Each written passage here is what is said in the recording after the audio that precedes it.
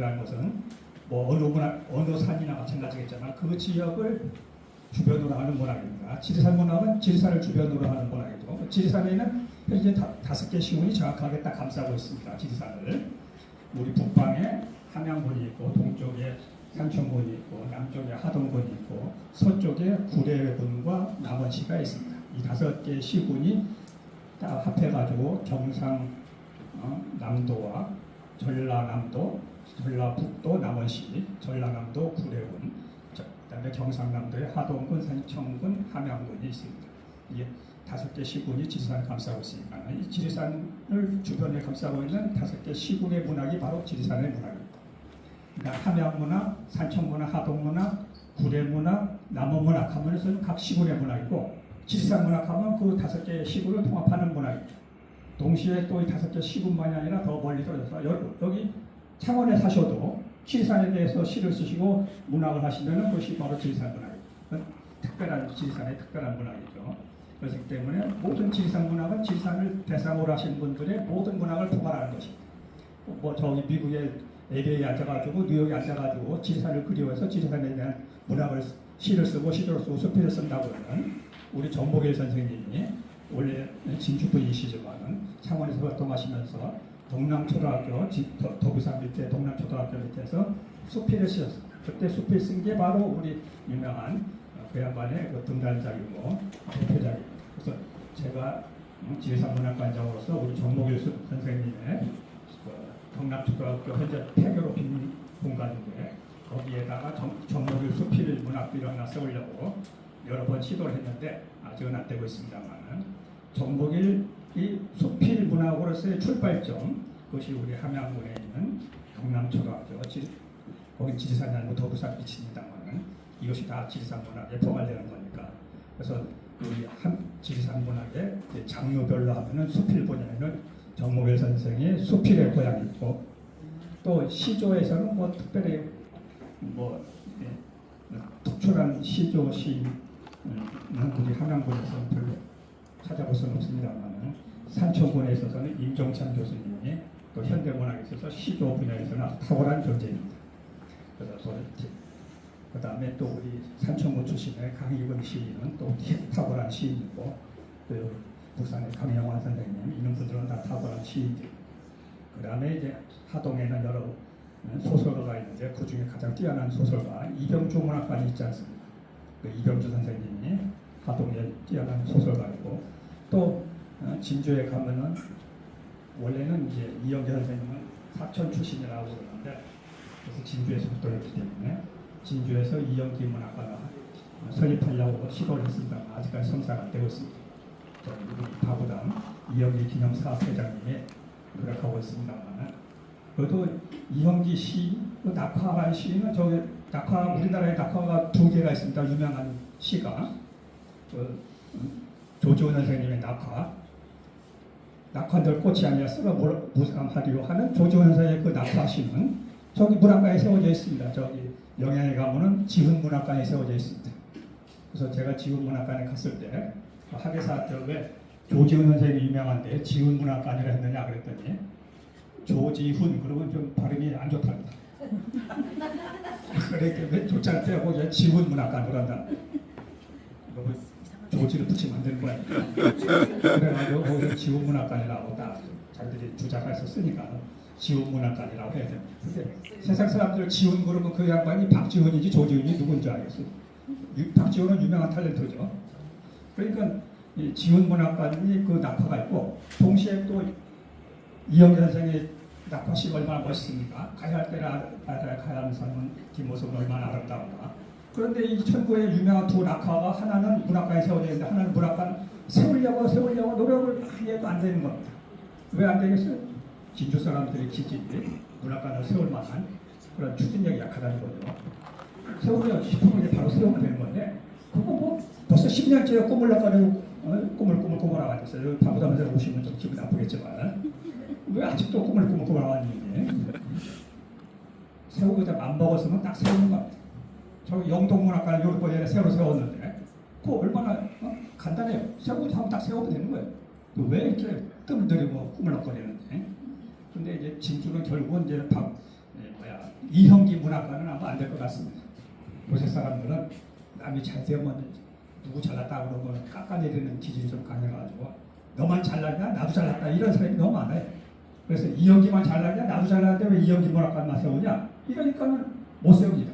결국 이제 진주문학관이라는 두리뭉실한 걸 해가지고 진주의 유명한 분들을 포괄해서 뭐 진주에 뭐 유명하신 분이 뭐 이혁 선생님만 계신 게 아니라 파성 설창수 선생도 계시고 길이 이명걸 시조시인도 계시고 또 뭐 통영입니다만 박재도 시조시인도 있고 많은 분인들이 있는데 이형기만 기념하기는 좀 그렇지 않느냐 그런 좀 분위기입니다. 현재는 또 대부분 문학관이 지역 문학관으로 변하고 있습니다. 옛날에 유명한 시인 소설가의 문학관에서 지금은 이제 그 지역 전체를 아우르는 아니면 지역의 대표성을 가진 분들을 서너 명 아니면 영동문학관에 7명을 기리고 6명을 기리고 있는데 그러니까 저 순천문학관 2명을 기리고 있고 목포문학관은 시인, 소설가, 평론가, 뭐 극작가 해가지고 4명을 기리고 있고 이런 복수 체제로 복수문학인 체제로 나가고 있습니다. 그것이 이제 문학관의 대세고 그렇기 때문에 이제 아마 이영기 문학관 대신 진주문학관이 들어선다 그러면 그래도 이영기 선생님을 기념하는 시설이 들었으니까 좋은 현상일 것입니다. 그거라도 좋은 거니까 그것도 안 된다고 반대할 필요는 없겠죠. 우리는 최선이 안 되면 차선이라도 찾아야 되는 것이 현 시대에 맞는 거니까 차선이라도 좀 찾아야 됩니다. 그래서 지리산 문학사는 현대적으로는 이제 지리산 5개 시군을 중심으로 하고 있고 이제 우리 지리산 문학관을 시작하면 5개 시군을 말씀드렸으니까 지리산 문학사의 첫 번째가 무엇이 되어야 할 것인가 그것은 저는 이제 우리 문학은 분야가 3분야가 있습니다. 고전문학 분야와 현대문학 분야와 한문학 분야. 도남 조윤재 선생이 한국문학사를 쓸 때는 한국 문학의 사에 있어서는 한문학은 이제 한국문학이 아니다. 한자로 쓰이는 건 중국문학이다. 이런 편협한 사고방식을 가진 분들이 많이 있었어요. 옛날에. 한국 사람을 대표해서 한국 사상을 폈는데 그 도구가 꼭 한글이어야만 이 한국문학이냐. 이것은 시대가 지나간 얘기입니다. 한문화로 썼던 영어로 썼던 간에 물론 일본말로 쓸 수도 있습니다만 일본말로 쓰면 우리들이 침입하고 욕하기 때문에 일본말로 쓴 걸 아무도 내세우려고 하지 않습니다. 자랑스러워하지도 않고 그렇지만 언어와 문자는 도구이기 때문에 내 사상을 일본말로 쓰든 간에 영어로 쓰든 간에 뭐 한자로 쓰든 간에 뭐로 표현하든 간에 내 사고방식이 표출되어 있으면 그것은 바로 한국인의 사상이 되는 겁니다. 태계유복이 한국 사상이지 그분의 사상이 한자로 표현되어 있다 해가지고 태계유복은 중국놈이다 이렇게 말씀할 수도 없는 거잖아요. 그렇기 때문에 그 양반들이 사상이 한국 사상이라면 그 양반들이 한문으로 표현한다 하더라도 그건 한국 문학인 것입니다. 그래서 우리 한국 문학은 고전문학과 현대문학과 한문학의 3가지가 분야가 병렬되어 있습니다. 고전문학은 주로 한글로 쓴 옛날 사람들이 쓴 한글 문학, 현대문학은 한글로 쓴 현대인의 문학, 한문학은 우리가 한문이라는 도구를 통하여 표현한 한국인의 문학, 이것이 한국문학의 3대 분야입니다.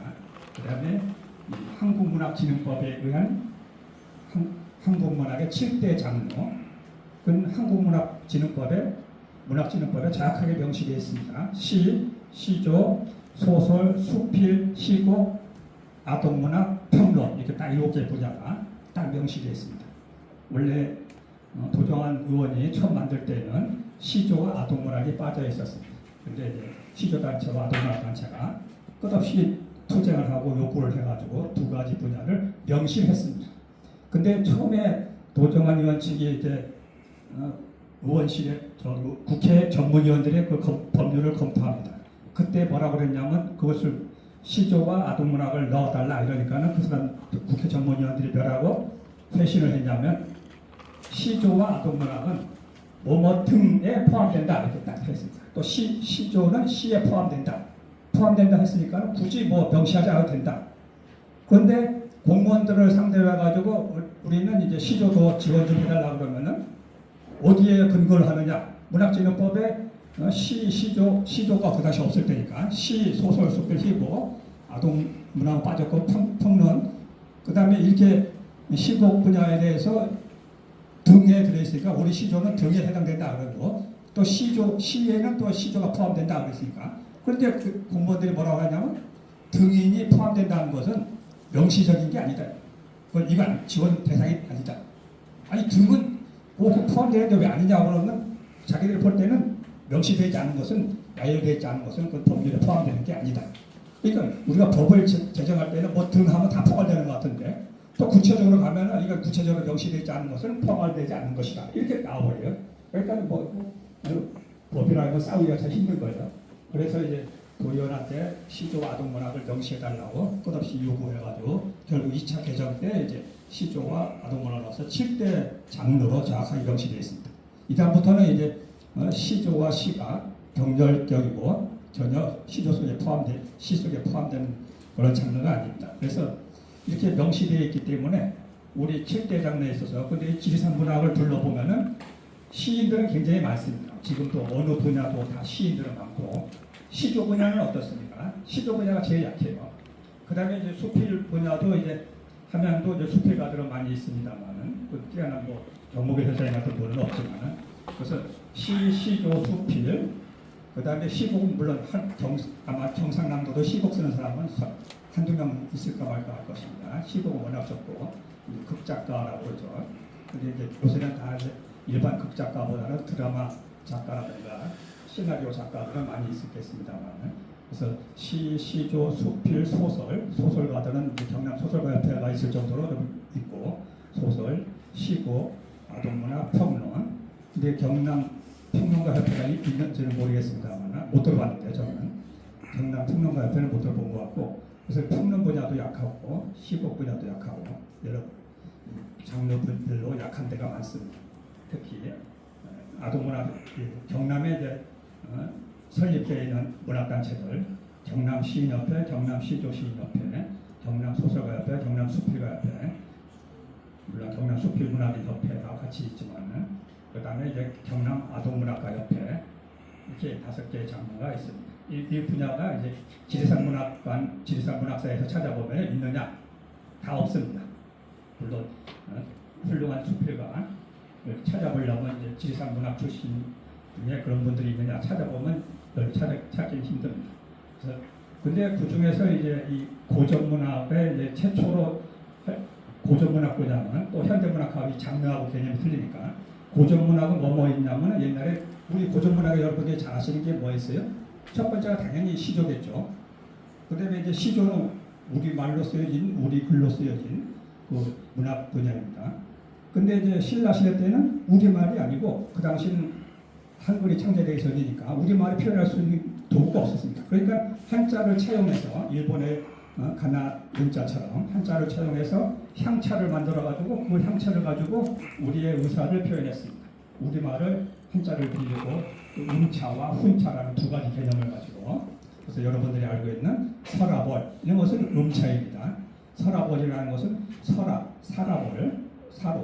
사로라는 말 자체가 벌써 이게 동쪽의 땅이라는 뜻이고 벌도 땅이고 그러니까 이건 동의 반복입니다.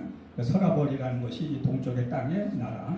그래서 서라벌이 되고 그것이 나중에 또 줄어들면 서벌이 되고 서벌이 줄어든 말이 국유화돼가 경순화가 돼가지고 서울 이렇게 됐습니다. 그래서 경주의 서벌에서 이제 서울 우리나라 도시 도읍의 뜻이라는 서벌이 된 서울로 변했는데 발음이 이와 같이 우리 신라 시대 때는 한자를 빌려가지고 우리 문학을 표현했습니다. 그것이 바로 향가입니다. 그래서 신라 시대 때는 향가가 있었고 그럼 백제와 고구려는 뭐가 있었느냐? 물론 그 우리말로 시를 지었겠죠. 근데 그 우리말로 시를 지은 것을 표현할 수가 없잖아요. 한자로 표현해야 되는데 한자로 표현한 것이 바로 백제의 정읍사 같은 거. 그것이 나중에 이제 고려 소교로 돼가지고 나중에 악학계공 같은데 이제 표현됐고 한글이 만들어진 다음에 표현됐기 때문에 원어는 어떻게 표현되는지는 알 수가 없습니다. 황조가 같은 것은 한역화돼가지고 공무도화가 공이어 강을 건너지 마서 이거 다 한자로 다시 번역을 한 거죠. 한역을.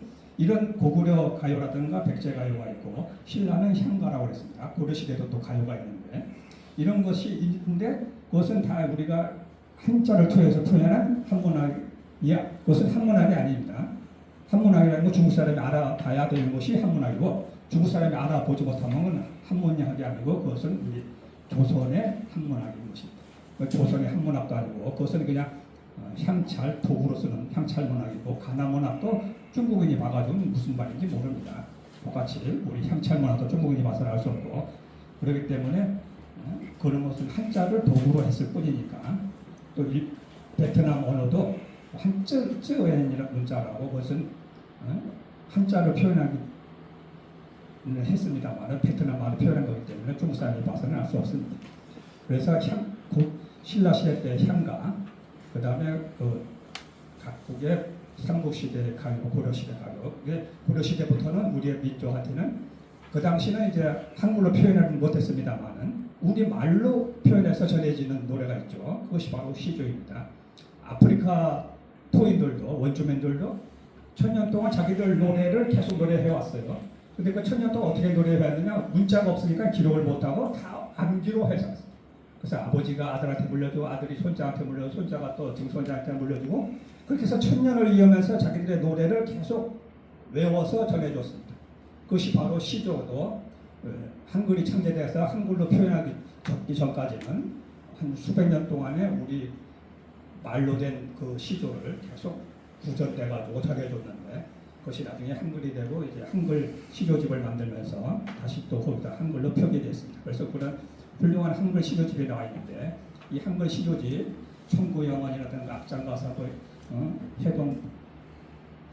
해동가요 이런 것들은 시조가 잔뜩 들어있는 시조집 그래서 이런 시조집들을 세계 기록유산으로 만들어가지고 우리 민족의 자랑스러운 문학 장르인 시조를 세계 기록유산하고 또 시조 짓는 법 1000년 동안 시조를 지어왔고 지금도 시조를 짓고 앞으로도 계속 시조를 짓는 이 수많은 전통 문화를 인류 무형문화유산으로 지정도 하고 이렇게 노력을 해야 됩니다.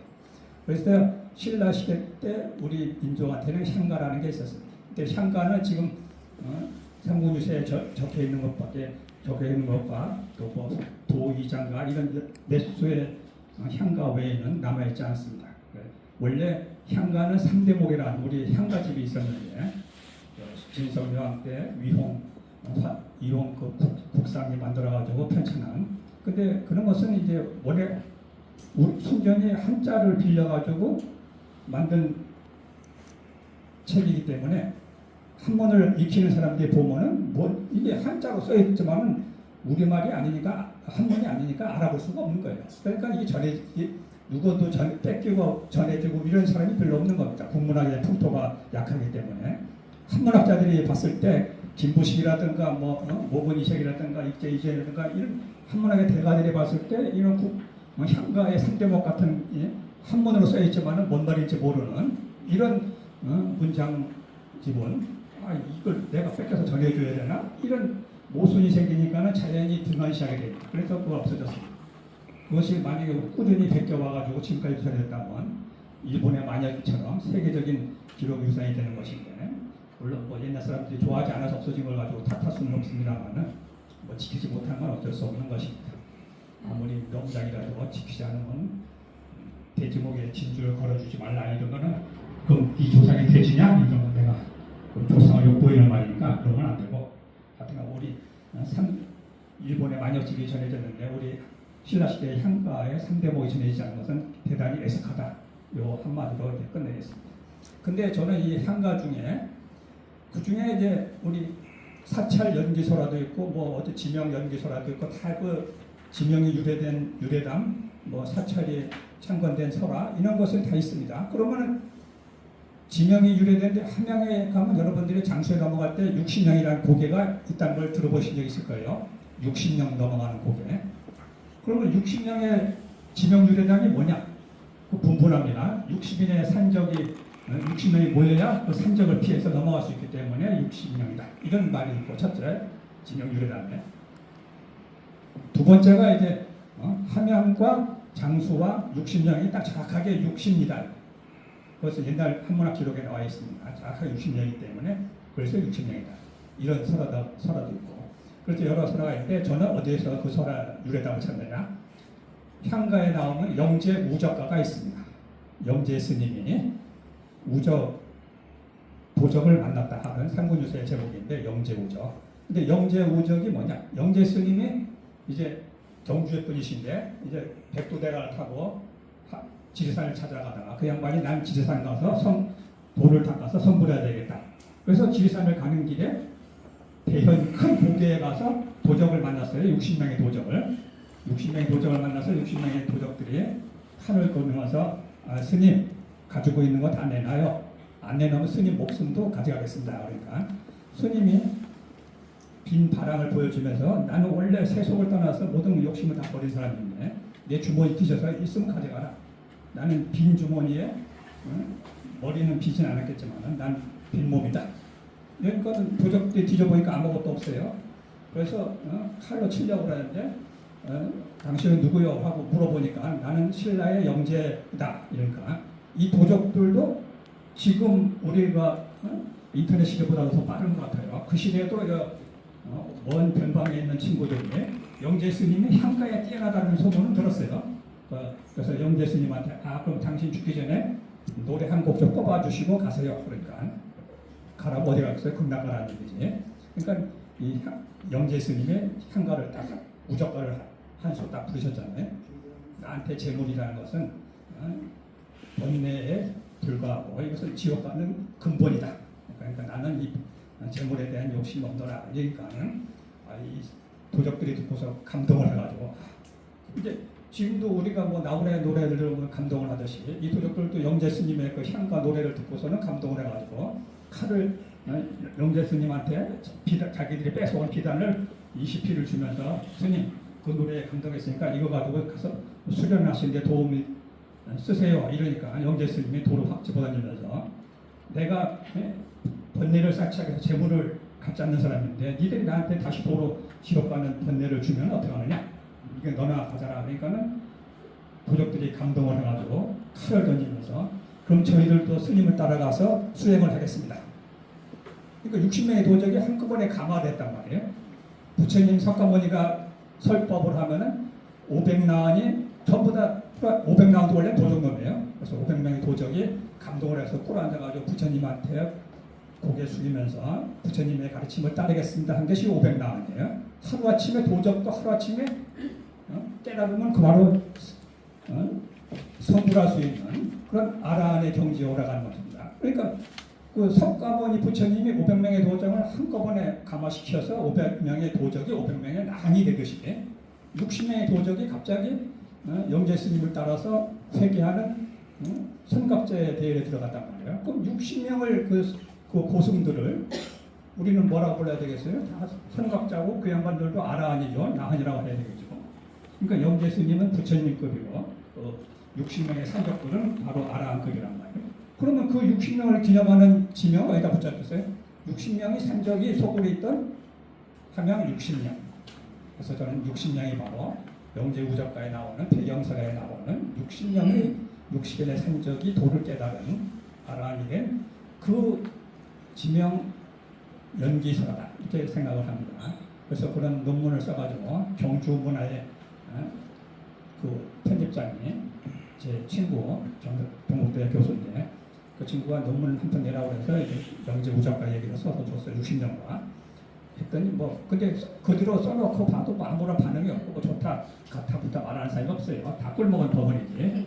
그래서 뭐 그냥 그 양반들도 뭐 영제 우적가 60명의 배경이 한강 60년이라는 것을 뭐 찬성하고 싶지 않고 반대하고 싶지 않고 그게 아무 말이 없는 건데 그래서 제가 사람 논문을 써도 감동을 주지 못하는 논문은 뭐 그건 어쩔 제 능력이 그렇으니까 어쩔 수 없습니다만 60명의 그 참 산적이지만 60명의 산적이 아라한급으로 변한 60명의 산적들을 감화시킨 영제 스님의 뛰어난 향가의 효능, 문학적인 효과 이것을 기념하는 데가 60명이다라는 것을 제가 강조해서 말씀드리고 우리 한강이다. 그 참고서라 그보다 더 적절한 지명이 나오기는 힘들 것입니다. 뭐 청도라든가 미장이라든가 여러 군데 큰 고개 대현이라는 지명이 있습니다만 어디고 다 큰 고개는 다 대현이에요. 큰 대자 고개 현자. 근데 그 대현이 60명이라는 것은 60명의 산적하고 딱 들어맞는 이것은 결코 망문생이라고 어떤 글을 보면서 억측을 하는 그것을 망문생이라고 하는데 어디에 뭐 효리라는 지명이 있으면 이효리다 이렇게 망문생이 하는 억측을 갖다 붙여버리는 이런 것이 아니고 60명의 산적을 강화시키는 그런, 그래서 기념하는 60명이라는 것이 오히려 시적절하다라는 생각이 들기 때문에 60명은 그냥 60명이고 그 60명이 바로 영재우적과의 배경사다, 이렇게 근본 배경지다 이렇게 생각이 됩니다. 현재 뭐 심청전의 배경지, 그 설화 배경이 바로 이제 곡성의 관음사라는 절이라고 해서 곡성 관음사에서 심청제도 하고 심청 심청 마을도 써놓고 다 기념하고 있습니다만은 그런 지자체가 자신들의 노력으로 하는 것은 좋은 건데 적어도 거짓말을 하지 말고 날조하지 말고 있는 사실을 가지고 좀 부풀리게 하더라도 스토리텔링 하더라도 스토리텔링에 좀 부풀리고 약간 좀 보태더라도 이제 없는 사실을 날조하는 그런 것은 아닙니다. 그런 것을 하면 안 되는 거죠.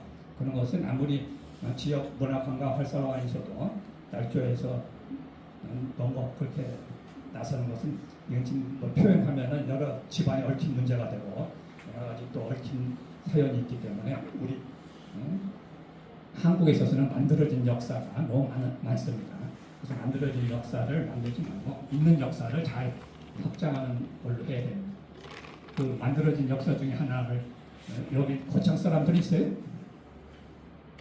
고창에 가면 뭐가 있냐면은 요새 만들어진 역사가 또 하나 만들어졌는데 그것이 바로 선화공주가 거창에 와서 죽어서 거기 선화공주 묘가 있다는 겁니다. 이제 선화공주가 거기서 왕비가 못 되어 죽은 이유가 뭐겠어요? 백제한테서 왕비가 못 됐기 때문에 그 거창 백제를 가다가 거창에서 죽어서 거창에 묘소가 있는 거죠. 함양에는 논계 묘소가 있습니다. 진주에서 순국하신 논계를 시체를 건져서 장수에 자기 고향 마을로 가다가 길이 막혀서 함양에다가 안장을 했다. 그래서 논계 묘소가 있는 건데, 근데 그것이 진짜인지 가짜인지는 알 수 없지만은 우리는 논계라는 저는 논계를 열려라고 안 부릅니다. 논계를 충신이라고 그러지. 논계 충신의 그 정신, 충절 정신을 기념하는 것이지 그 뼈다귀 시체가 어디에 박혀 있느냐 이건 중요한 게 아닙니다. 그래서 우리가 간도도 만들잖아요. 간도를 만들어 그 양반의 정신을 안장하는 거지. 거기 설령 머리카락 하나, 손톱 하나 묻히지 않았더라도 그 양반의 정신을 담아서 안장을 했으면 그 양반의 묘소라고 하는 겁니다. 뭐 함양에다 논계 묘소가 있다고 그러면 있는 거지. 그것이 뭐 진짜 가자 논할 필요가 전혀 없는 것이죠. 어느 문학적인 유적이라든 사적이라는 것은 그 만들어 놓으면 존재하는 것이지. 만약에 저기 하동의 이병주 문학관의 선생은 그 양반의 생각은 그 마을 건너편에 있어요. 현재 문학관하고는 아무 관계 없어요. 그렇지만 이병주 문학관에 서놓고 이병주 기념한 그 이병주 문학관이 바로 이병주의 정신의 세계가 되는 겁니다.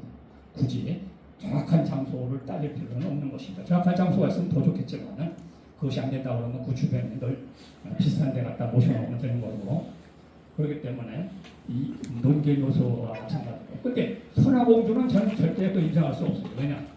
선화공주는 백제 무왕의 왕비로서 천고의 유명한 사랑의 설화의 주인공이죠. 로미오와 줄리엣만 중요한 게 아니라 백제 무왕과 선화공주의 사랑 이야기도 천고의 빛나는 사랑 이야기입니다. 그 연애다고 우리들이 그걸 부정하고 가다가 병들어 죽어서 거창에다 선화공주 묘소를 만들었다. 이런 만들어진 역사를 더 이상 만들면 안 되겠다는 생각이 듭니다. 그렇다고 제가 좋아하는 구인모 군수가 또 뭐라 하면 좀 그렇습니다만, 근데 우리들이 선화공주를 부정하는 이유가 뭐냐면은 백제에서 사택지적이라는 게 있습니다. 사택지적 묘소에 이제 비가 나왔는데 사택지적비라고, 사택지적비의 고고학적인 유물 자료로서 사택지적비가 묘지석에 나왔는데 거기에 뭐라고 써있느냐면 사택지적의 따님이 백제 무왕의 왕비가 돼가지고 미륵사를 창건했다. 미륵사 창건 연기설화가 바로 백제 무왕과 선화공주의 창건 연기설화예요. 근데 삼국유사 문헌기록에는 분명히 선화공주와 백제 무왕이 공동으로 설립한 절이 백제 익산 미륵사인데, 익산 미륵사인데 사택지적의 그 비석에 나온 뭐가 나오냐면 그 선화공주 이야기는 없죠. 그 사택지적의 따님께서 무왕의 왕비가 돼서 그걸 미륵사를 세웠다 이렇게 나와 있어요. 그러니까 우리가 그 액면가를 보고 그 액면만 딱 보면은 선화공주 이야기는 없네. 백제 사택지적의 따님이서 무왕하고 같이 세운 거네. 그러니까 백제 미륵사는 그 양반이 세운 게 아니라는 게 딱 드러나는 거죠. 근데 우리가 한꺼풀 더 들어가 봐야 됩니다. 모든 것은 미시적으로 봐야 되지. 고시적으로 또 보는 것도 중요하지만 미시적으로 보면 우리들 눈에 안 보이는 세경도 현미경으로 다 보입니다. 사택지적도 마찬가지예요. 옛날에 백제와 신라와 사이 좋을 때는 백제 무왕이 자기 왕비가 신라의 공주다 그러면 굉장히 자랑스럽겠죠. 내세우고 싶고.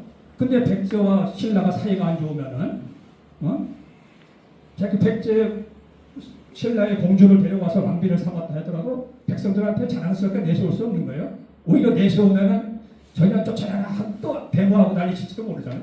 요새 김건희 그냥 쫓아내라고 난리치듯이. 그렇기 때문에 우리는 필요 없는 사실은 그것을 숨기려고 하는 기질이 다 있습니다. 그것도 마찬가지예요. 외국하고 상대가 안 좋으면 그 사람하고 사이가 안 좋은 사람을 겉에 내세우지 않는 건 당연한 듯이. 그러면 어떻게 하느냐? 신라의 진평왕의 공주를 하더라도 백제 무왕이 데려다가 백제 사택한테 야 네가 이분을 네 양녀로 삼아라. 양녀로 삼아서 네 집에 들여라. 그럼 양녀에 들어가게 되면 사택지적이 딸리면 되는 겁니다. 근데 우리들이 그 사실을 정확하게 추구하지 않으면 알 수가 없는 거예요. 근데 여러 가지 생각을 해야 되는데 그 생각을 못하는 경우가 많이 있습니다. 그러니까 한꺼풀 더 벗겨서 자세히 살펴봐야 됩니다. 물론 나태주 시인처럼 자세히 보아야 예쁘다. 근데 예쁜 사람은 자세히 보아 예쁜 게 아니에요. 그냥 봐도 예뻐요. 안 예쁜 사람은 자세히 봐야 예쁘지. 예쁜 사람 착 봐도 멀리서 봐도 예뻐요. 그렇기 때문에 우리들이 진실을 알려면 한꺼풀 베껴가지고 자세히 들여다봐요. 현미경으로 들여다봐요. 그리고 우리 저기 문교에 가면은 대승사라고 있습니다. 사불산 대승사라고 있는데 신라 시대 때 진평왕 때 하늘에서 벼락이 치면서 커다란 바위가 내려왔어요. 떨어졌어요. 근데 그 바위를 둘러보니까 거기에 사면불이 있어요. 동방, 촉불, 서방, 남방, 북방에 부처님이 다 새겨져 있어요. 그래서 이 사면불을 가지고 사면불 그 산 이름을 사불산이라고 했고 나중에 중국에서 건너오신 인도 스님 지공파산께서 이제 야 사불산이 만약 이 여기 부처님의 공덕이 있는 산이니까 공덕산으로 바꿔라 해서 공덕산으로 바뀌었는데 사불산 대승사 창건 연기소라가 바로 그겁니다. 그 하늘에서 떨어진 그 커다란 바위 거기에 이제 사면불이 있는데 그 사면불에 진평왕이 사면불이 있다는 것을 보고 와서 참배하고 절을 세우게 했어요. 그것이 바로 현재 문경에 가면은 대승사라는 큰 절이 있는데 그 절이 관음성제로서의 절인데 그 대승사입니다. 그 대승사 창건설이 바로 하늘에서 떨어진 사면불에서 유래된 겁니다. 근데 그 시대가 바로 진평왕 시대란 말이에요. 그러면 진평왕이 또 누구냐면 진평왕의 어릴 때의 소라는 어디에 있느냐? 우리 함양에 있습니다. 함양에 가면은 군자사라는 절이 있는데 군자사라는 건 임금 군자와 아들 자자입니다. 근데 우리들이 보통 군자라고 하면 군자와 소인만 생각하는데 원래 군자는 임금님의 아들이 군자였습니다. 그래서 진평왕이 누군가요? 진흥왕의 손자예요. 진흥왕의 아들이 누구냐면은 진흥왕의 아들이죠. 진평왕, 진흥왕, 진지왕, 진평왕인데 할아버지가 진흥왕이고 그 아들이 진지왕인데 진지왕의 형님이 세자였어요. 근데 세자가 병들어서 죽었고 둘째 동생이 진지왕이 왕이 됐어요. 왕이 되니까 이 진평왕 그 세자의 아들인 진평왕은 어린 나이에 생명의 위협을 느낀단 말이에요. 되게 권력자가 이제 유력한 왕위 계승자들은 다 미움을 받기 마련이잖아요. 어느 시대나. 그건 신라 시대, 고려 시대, 조선 시대도 마찬가지예요. 현재도 마찬가지겠죠. 만약에 대통령 밑에 자기가 대통령 되겠다 설치고 다니는 놈 있으면 엄청 미움받겠죠. 그와 마찬가지로 이 진지왕이 볼 때는 자기 조카인 자기 왕위 계승세율 제1인 자기 세자 형님의 아들인 진평왕이 어린 놈이 왔다 갔다 하면 얼마나 꼴보기 싶겠어요. 죽이고 싶지. 그러니까 이 진평왕의 세력들이 그분을 옹위해서 저기 함양군 지산 밑으로 피난을 왔어요. 피신을 와가지고 숨어 살았죠. 그래서 그분이 숨어 살면서 또 이제 장가를 가서 거기서 아들을 낳았는데 그 아들이 근데 태어나서 그걸 기념해서 군자사라는 절을 세웠어요. 자기 부부이 이제 신라 왕실에서 진지왕을 쫓아내고 진지왕이 폭군이니까 쫓아내고 5년 만에 쫓아내고 진평왕을 옹립해서 왕으로 삼았어요. 그러니까 이 어린 진평왕이 상당히 정치적인 고수인 거죠. 자기 삼촌을 몰아내고 자기를 다시 왕권을 회복시킬 수 있도록 이 함양군 지리산 함양 진도 서울 경주까지 제가 자동차 몰고 가면 3시간 걸리는데 그 3시간 걸리는 거리를 옛날에 걸어다니는 시대에 그 사람을 보내가지고 공작을 해가지고 왕권을 회복시켰다는 것은 굉장한 정치적인 역량이 뛰어난 분이죠. 그래서 이분이 신라 본토로 돌아가면서 자기 집을 시사해가지고 절을 세워라 해서 그걸 세운 절이 군자사라는 절이에요. 그러니까 군자사의 창건 연기소라는 정확하게 진평왕이 자기 아들을 아들 낳은 기념으로 세운 절이란 말이에요. 근데 그래서 군자사가 됐고 그래서 또 진평왕 시대에 문경에는 대승사라는 절이 세워졌고 함양에는 군자사가 세워졌습니다. 그래서 군자사가 창건 연기소라로서 이게 다 고전 문학에 속하는 건데, 근데 나중에 이 진평왕은 아들이 없어요. 그래가지고 그분이 따님이 왕이 된 사람이 누구예요? 선덕여 왕이에요. 그러면 선덕여 왕 입장에서 볼 때 사람들이 야 선덕여 왕은 진평왕이 아들이 없어서 따님이 여왕이 됐는데 아들 얘기 군자사가 아들 탈인인가 이거 엉터리 아니냐? 근데 그걸 왜 그렇게 막 엉터리라고 한 거예요? 그것은 엉터리가 아니고 옛날에 수많은 자식을 낳으면 다 일찍 죽은 사람이 많아요. 그러면 그 지리산 군자사 그 집터에서 나오신 분이 그 당시 열악한 환경에서 오래 못 살고 죽을 수도 있는 거죠. 그러면 아들이 없는 거죠. 그러면 그 따님이 선덕여 왕이 왕이 되는 건 자연스러운 일인데 그것이 왜 진평왕은 아들이 없는데 왜 아들이 있다는 말을 분명히 거짓말일 것이다. 왜 남의 말을 무조건 거짓말로 몰아세워요? 자기가 해석을 잘하면 되는 거지. 그러니까 해석을 잘하면 되는 거지 남을 거짓말장애로 만들 필요는 없어요. 해석을 잘하면 됩니다. 그 해석을 잘하면 되는 얘기가 바로 계기문 황엽의 공명은 청송이라는 고은 최초원 선생의 시가 있어요. 이것이 고은 최초원 선생을 사람들이 고려 조선시대에 가장 많이 비평하는 이유가 뭐냐? 아니 왜 왕건한테 편지를 써가지고 왕건한테 아첨하냐? 너는 신라의 신하가 아니냐? 신라의 신하가 왜 고려 왕건한테 아첨한 편지를 보냈느냐? 넌 변절자다, 배신자다, 넌 충신이 아니다. 이런 비판을 한단 말이에요. 근데 그건 해석을 잘못한 거예요. 왜 그런 해석을 잘못했다고 제가 여기느냐? 제가 왜 그걸 자신 있게 얘기했느냐? 고은 선생이 만약에 왕건한테 그런 편지를 보내서 아첨할 의도가 아첨을 했다 그러면은 이 양반이 벼슬에 미련이 있다는 뜻이에요. 나가서 출세할 뜻이 있다는 거죠. 그럼 왕건이 불러가지고 최초 선생같이 훌륭한 분을 불러가지고 야 우리 고려조정이 벼슬해라. 그러면 신난다고 가서 벼슬했을 거 아니에요. 벼슬했으면 당연히 장관, 국무총리 이런 건 당연히 다른 당상이죠. 고은 선생이 뭐가 아쉬워서 고려 왕건한테 안 가겠어요? 가면은 다 출세할 수 있는데. 근데 안 갔단 말이에요. 은거하고 이 경상남도에 은거하면서 돌아다니면서 숨어 살다가 돌아가셨는데 그분이 그런 왕건한테 아첨하는 글을 보내서 벼슬할 뜻이 있다고 그러면 왜 아첨하는 글만 보내요? 나가서 출세하면 되지. 그러니까 나가서 출세하지 않고 벼슬하지 않는다는 것은 그분은 벼슬할 뜻이 없고 왕건한테 갈 마음이 없다는 뜻이에요. 그럼 그것을 어떻게 해석해야 되느냐? 계림은 황엽이와 공명한 청송이라는 거 이게 무슨 뜻이냐? 고려태 왕건이 편지를 보내가지고 고은 최천 선생한테 저한테 와서 벼슬 좀 하세요. 저를 좀 보좌해 주세요. 이렇게 요청을 하니까 고은 선생이 그 편지를 보내면서 뭐라고 그래요? 아무리 우리 신라가 약하고 고려가 강성해지는 나라가 하더라도 저는 신라의 신하로서 여기서 신라 왕을 지키면서 신라의 마지막 신하로서 충성을 다하면서 살다가 죽겠습니다. 당신이 나를 초청해 준 뜻은 고맙지만 나는 이 어려운 신라 조정에 남아서 그대로 살다 죽겠습니다. 물론 조정은 아니고 은거하신 상태지만 나는 그래도 마지막까지 신라인으로 살다가 죽겠습니다.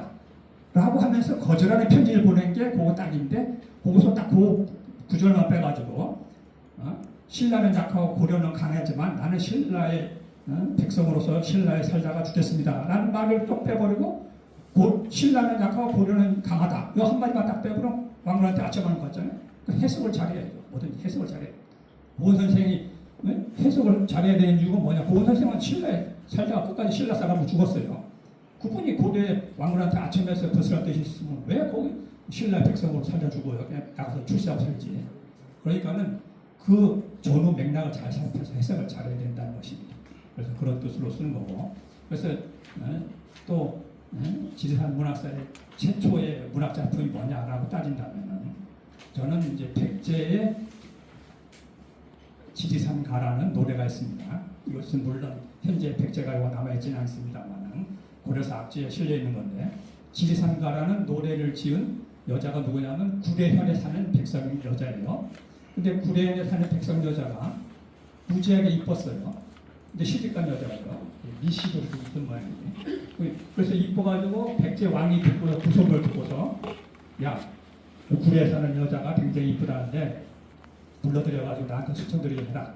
후궁으로 삼아야 되겠다. 그러니까 백제 왕이 사실을 보내서 이렇게 부르니까는 그 여자가 뭐라 그래요? 노래를, 그 당시는 뭐 왕이고 신하고 안에 서로 노래로 주고받지 말로 주고받지를 않아요.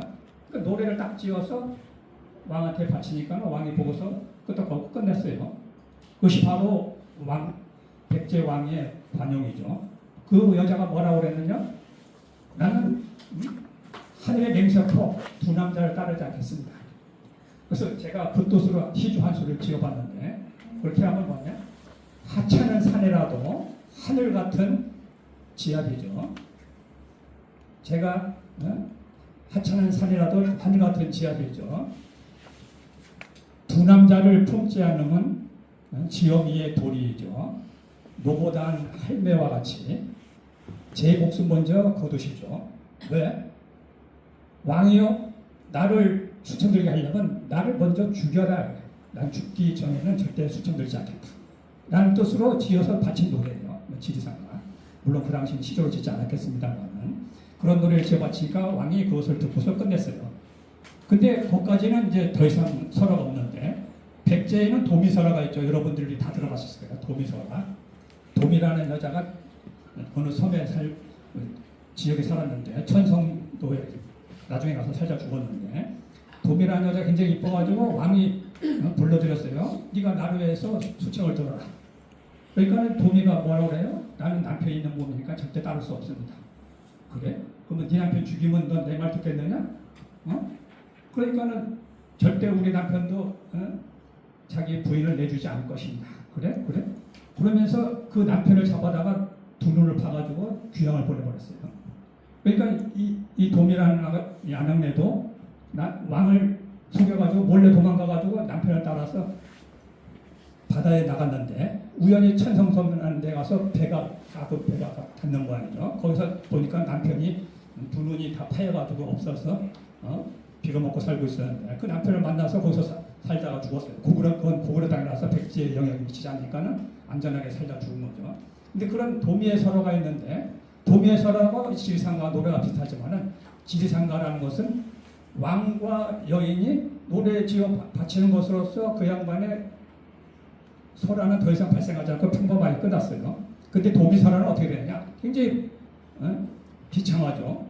왕이 아주 포악해가지고, 백제에는 포악한 왕이 몇 명이 있는데, 포악해가지고 그 남편도 눈병신 만들어버리고, 그 마누라도 이제 처벌하려고 그랬는데 지가 알고 도망가서, 다행히 도망가서 살았지만, 근데 또 우연히 만나서, 남편을 만나서 두 부부가 이제 만나서 백년해로 하는 게 아니라 거지처럼 살다가 죽었다. 비참하게 살다 죽은 거죠. 더 이상 뭐 행복하게 살 수는 없는 거니까. 그런 불행한 부부의 설화가 바로 백제의 도미처 설화인데, 그래서 도미처, 그 도미처의 이름을 모르고 남편의 이름은 도미예요. 그래서 도자 쓰기 때문에 요새 이제 무슨 행주도시 이런 도시들이 자기들의 시도라고 그러는데, 그 백제 시대의 도미는 이제 성과 이름이 아니고 그냥 이름일 텐데, 요새 뭐 도미라는 거 하나의 생선 이름이잖아요. 옛날에는 다 생선 이름 같은 거 자기 이름으로 삼을 수 있는 거니까. 그래서 그 도미 설화가 있고, 또 하나의 설화가 백제의 비형랑 설화가 있어요.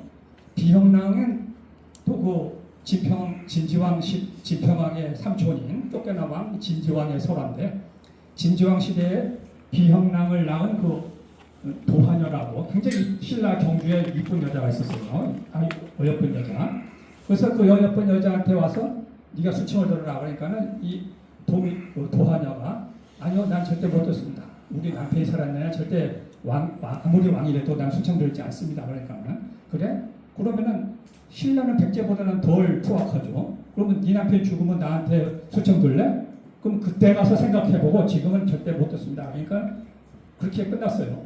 그러니까 신라와 진지왕이 폭군인데 그 폭군이 그 도한여한테는 네가 내 수청 안 들면 그럼 포기하고 말았어요. 그런데 이제 진지왕은 불과 5년 만에 쫓겨나가지고 죽었으니까. 그래서 죽은 다음에 그 도한여한테 나타났어요. 그래서 도한여한테 나타나가지고 야 네가 네 남편이 죽으면은 나랑 자기로 약속했지. 그러니까는 이 도한여가 남편이 죽은 다음에 그 자기 시부모한테 가서 물어봤어요. 왕이 나한테 수청들을 해서 내가 거절했는데 남편이 죽으면 생각해보겠다 그랬는데 지금 남편이 죽었는데 어떻게 할까요? 그러니까 시부모가 뭐라 그래요? 왕의 명령은 따라야 된다. 근데 남편도 없는데 너는 이미 이제 혼자인데 뭐 네가 왕의 명령을 듣는다 해가지고 절대 뭐 다른 것은 아니다. 그러니까 왕의 명령을 들으라 그래서 가서 수청을 들었어요. 그래서 진지왕이 귀신하고 도한이하고 살아가지고 일주일 동안 산 다음에 아들을 낳았는데 그 아들이 낳았을 때 그 낳은 아들이 바로 비형랑이라는 사람이에요. 그래서 그 비형랑이 신라가 이제 커다란 강에 있는데 강에 다리를 놔야 되는데 군사들 동원하고 힘드니까는 비형랑한테 부탁하니까 비형랑이 하룻밤 사이에 도깨비를 동원해가지고 딱 쌓았다 도깨비 다리를 만들어 버렸어. 그런 뛰어난 건축가인데, 근데 이 비형은 진지왕의 귀신과 도한여, 귀신은 슉슉슉 지나다니는 바람인데 어떻게 성관계를 했는지 참 궁금하긴 한데 그게 가능하긴 하겠어요? 근데 설하니까 가능하겠죠. 그래서 진지왕과 도한여의 자식인 비형랑이 진짜 여러분들이 알고 있는 도깨비 설화가 뭐였어요? 귀신은 그림자가 없다. 거기서 나오는 거예요. 그래서 비형랑이 낮에 보면은 이 양반이 걸어다니는데 그림자가 없어요. 비형랑은 그림자가 없이 걸어다녀요. 그러니까 우리들이 알고 있는 설화가 대부분 다 옛날 고전에서 나오는 게 많이 있는 거죠. 그래서 비형랑의 낳은 그 어머니와 왕의 이야기는 왕이 아무리 포악해도 일반 백성들의 정절을 쉽게 꺾지는 못하고 빼앗지도 못한다는 거예요. 근데 백제왕은 그것을 빼앗지는 못했습니다만은 빼앗으려고 가진 포악한 짓을 다 하고 남편을 학대하고 병신을 만들어버리고 이랬겠고. 근데 이제 백제 지리산가를 노래한 구례현녀한테는 구례현녀가 내가 죽기로 맹세하고 난 절대 죽기 전에는 왕의 명령을 따르지 않습니다 하니까 그대로 봐주고 말았어요. 그러니까 이것이 정상적인 임금과 백성의 도리인 거죠. 아무리 하찮은 백성이라도 싫다고 하면 그만인 것이지 하찮은 백성이라도 권력으로 잡아들지는 않았단 말이에요. 그것이 바로 지리산가. 그런데 그 지리산 구례현녀는 아주 진짜 이 정절을 지키는 그런 훌륭한 모범이 되는 거죠. 그런 전설이 이제 우리 조선시대까지 계속 연려설화로서 내려오는 것이 연려문학인 거고, 그렇게 해서 우리 지리산 문학의 최초는 그 연려문학의 효신 지리산가를 지은 구례현녀 최초의 작가인데 이름이 모르겠습니다만 이름은 전해지지 않습니다만 구례현녀의 지리산가, 또 신라의 향가의 영재우적가. 근데 영재라는 이름은 그 당시 향가를 잘 짓는데 요새는 영재의 이름을 가진 사람이 시조 잘 짓는 사람이 있어요. 그 사람이 누구냐면 김영재 시인이라고 시조 시인들은 다 알아요. 아주 시조 잘 짓는 양반이고, 또 김영재 시인하고 친한 여루 시조 시인도 있어요. 그 여루 시조 시인의 이름은 뭐냐? 삼국유사를 지은 이련 스님, 김이련 시조 시인도 있고. 그래서 이련과 영재는 옛날이나 지금이나 다시 만난단 말이에요. 옛날에도 이련 스님 쓴 삼국유사에 영재 스님이 등장하듯이 요새는 이제 김이련 시조시인과 김영재 시조시인이 동시대에 같이 활동하고 있다는 거 다 우연이 아니다라는 말씀을 드리고, 그래서 신라 시대부터 백제 시대, 고려 시대 때는 유명한 목은 이색 선생이 백설가라는 시조를 지었죠. 백설이 잦아진 고래 구름이 머으려나 반가운 매화는 어느 곳에 피었는고 석양에 홀로 서 있어 갈 곳 몰라 하노라. 이 노래를 어디서 지었느냐? 저는 이제 함양 사람이니까 우리 함양에 와서 지었다. 왜? 그 고려 말에 어지러운 그 나라 이분이 물론 국무총리까지 지내신 국가의 책임자지만은 또 국가의 책임자라 했지만은 나라가 멸망하는데 모든 걸 감당할 수 있는 건 아니에요. 나라가 멸망하는 건 국무총리 힘 하나만으로 막을 수는 없는 거죠. 우리 대한제국이 멸망할 때 그 당시 총리 내각 총리 대신이 한보신가 한 분이 있는데 한 총리가 있는데 그분이 혼자 굉장히 훌륭한 인물이에요. 그분은 이완용하고 100% 다른 충신인데 그래도 혼자 아무리 날고 기어도 대한제국을 멸망하는 데는 방법이 없단 말이에요. 그와 마찬가지로 모건이색 선생이 아무리 국무총리를 지내셨어도 나라가 멸망하는 데는 어쩔 수 없는 건데 이분이 한양에 와서 은거하신 자치가 남아있어요. 은거하신 그 자치가 바로 재계서재라는 서당터인데 거기서 생각해 볼 때 백설이 잦아진 고래 눈이 짙어지니까 이것은 구름이 먹으려나 구름이 아주 잔뜩 끼어 있다 이거예요. 근데 이 아주 한겨울이 몰아설 때 반가운 매야는 어느 곳에 피었는고 그러니까 우리 고려의 부흥의 시대는 도대체 언제 올 것이냐 이것을 일말의 희망을 품고 있는 거죠. 그렇지만 또다시 절망에 빠지는 거죠. 석양에 홀로서 있어 고려의 부군이 쇠락한 이 지점에 와서 석양에 홀로서 있어 갈 거 몰라 하노라. 자기도 어떻게 해볼 도리가 없다는 뜻이에요.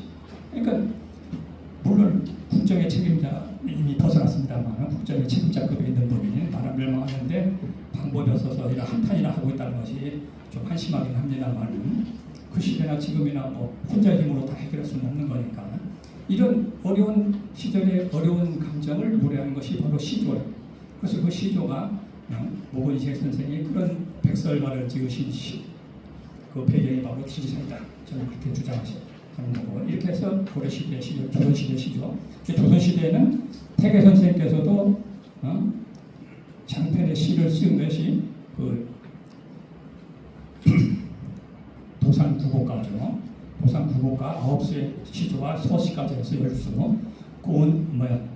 율곡 이 선생도 고산구곡가라 해가지고 고산구곡을 보신 9수의 시조, 서시까지 10수. 그런데 그런 다 옛날에 태계, 율곡, 성리학의 양대 축의 양대 종사가 다 시조를 지어 그런 장시조가 아니라 그런 연시조를 지어가지고 국민들을 교화시켰단 말이에요. 학도들을 교육시키고 이런 데에 있어서 시조를 활용해서 시조 문학을 남기셨어요. 그런데 우리들이 가라는 지리산의 최고의 성리학자 남명 조시 선생 이분이 또 시조를 아주 잘 지으셨어요. 그래서 산청에 60세에 와서 은거하셨는데 원래는 가야 사람이죠. 가야에서 이 산청에 은거하실 때 뭐라고 했어요? 두루산 양당골을 예듣고 이제 보니 도왔던 맑은 물에 사용조차 잠겼으나 아이야 무릉이 어디냐 나는 얘인가 하노라.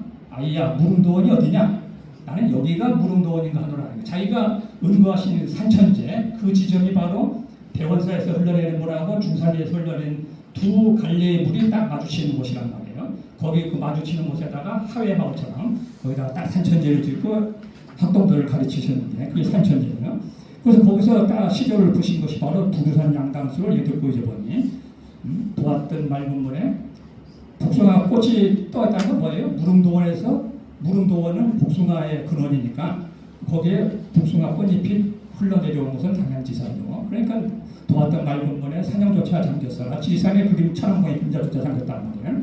그래서 아이야 무릉이 어디냐 나는 얘인가 하노라. 이런 시조를 지으셨는데 그러면 남명 선생은 태계와 율곡처럼 연시조, 장편의 시조를 안 지으셨느냐? 지었어요. 그게 뭐냐? 격치성정과 대학 8조가요. 대학 8조가 뭐예요? 병물, 치지, 성의, 정신, 수신, 재가, 치국, 평천화 8분야의 시조를 한 수씩 지으면 8수가 되는 거예요. 그럼 서시를 한 수 더 지으면 9수가 되는 거고 그러면 태계 선생이나 율곡 선생처럼 10수의 시조처럼 남명 선생도 9수의 시조를 지으셨는데 불행히도 사람들이 아직도 이 남명 선생의 격치성장가와 대학 8조가 이걸 못 찾고 있어요. 시조 사전에 그 3천수의 시조가 실려 있는데 그 중에 어느 것이 격치성장이냐 대학 8조가냐 이것이 남아있지 않은 것이 안타까워요.